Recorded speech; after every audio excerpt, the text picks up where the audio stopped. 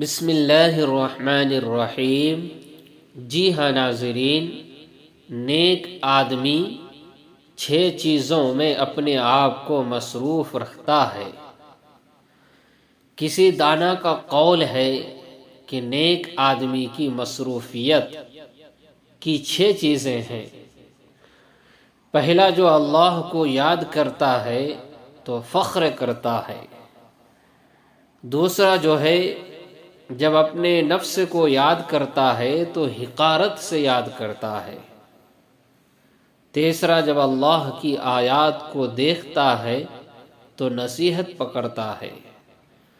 چوتھا، جب گناہ اور شہوت کا خیال آتا ہے تو اسے چھوڑ دیتا ہے۔ پانچواں، جب اللہ کے عفو و درگزر کو دیکھتا ہے تو خوش ہوتا ہے۔ چھٹواں، جب اپنے گناہوں کو یاد کرتا ہے تو اللہ تعالیٰ سے معافی مانگتا ہے۔